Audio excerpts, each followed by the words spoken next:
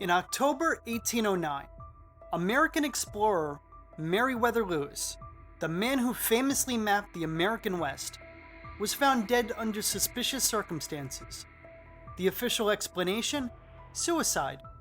But over 200 years later, evidence suggests that the true story may be much darker. Was Lewis murdered? And if so, why? Before his mysterious death, Meriwether Lewis was a national hero. He had led the legendary Lewis and Clark expedition to explore the vast uncharted lands of the Louisiana Purchase. The expedition transformed him into a celebrated figure, one of President Thomas Jefferson's closest allies and the first governor of the Upper Louisiana Territory. But with fame and influence came enemies. As governor, Lewis struggled with political pressures, mounting debt, and disputes with Washington. He became increasingly isolated, and according to some, he grew paranoid. But was his fear justified?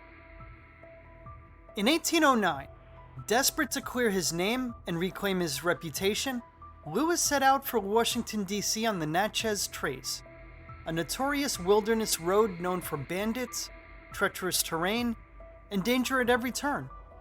But he would never make it to the capital. On October 10th, he arrived at Grinder's Stand, a remote inn along the trace. He was visibly agitated, carrying a large sum of money, and according to witnesses seemed to fear for his life. That night, he was found mortally wounded, shot in the chest and the head. But how he died and why is a question that remains unanswered. Historians and forensic experts have questioned the two gunshot wounds, arguing that it's unlikely for someone attempting suicide to shoot themselves twice. Lewis was an experienced marksman. If he wanted to end his life, why two shots? And why in such a way that would cause a slow, painful death? Adding to the mystery are the inconsistent testimonies from those who were nearby. The innkeeper's wife, Priscilla Grinder, claimed she heard strange noises and saw men lingering around the inn that night. According to one version, she heard Lewis pacing and muttering to himself, while in another, she described hearing voices outside his room, suggesting he wasn't alone.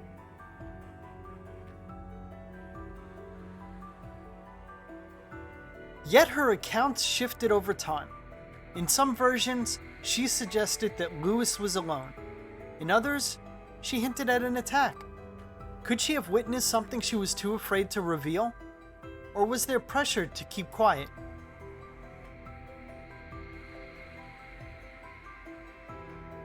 There is no shortage of suspects for those who believe Lewis was murdered.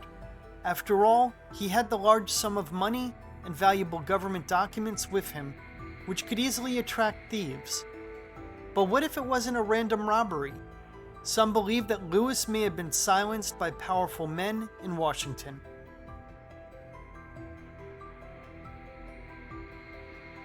As governor, Lewis made bold moves, backing controversial policies on trade and land that angered both local and federal authorities.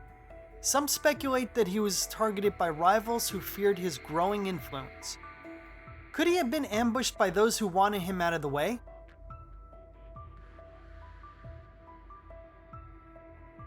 And then, there's the role of his mentor, Thomas Jefferson.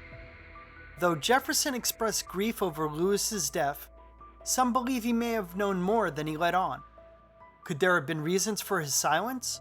Or even a covert motivation to see Lewis's name kept out of further scandal?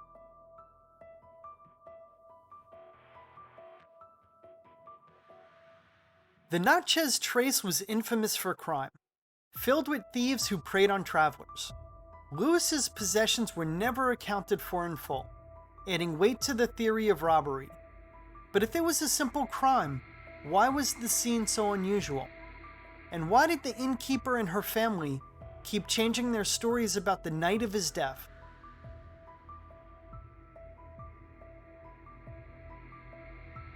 Some believe that Lewis was set up, his death staged to look like suicide to divert suspicion. The Natchez Trace provided the perfect cover for such a plan. Remote, lawless, and ideal for anyone who wanted him gone.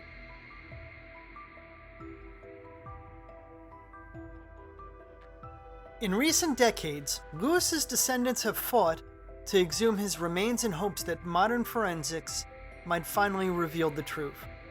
They believe a closer examination of his bones could prove whether his wounds match a suicide or something more sinister.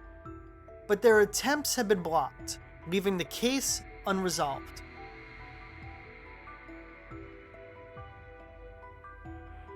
Why prevent the exhumation? Could there be something to hide, or is it a matter of preserving history? Some argue it's yet another cover-up, while others believe it's simply respect for Lewis's final resting place.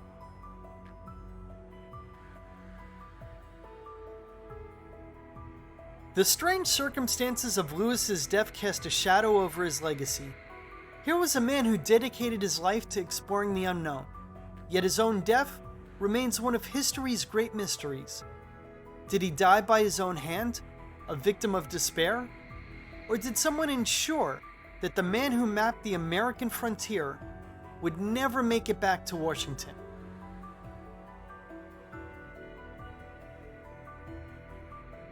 The mystery of Meriwether Lewis's death has lingered for centuries, an unsolved chapter in the story of American exploration.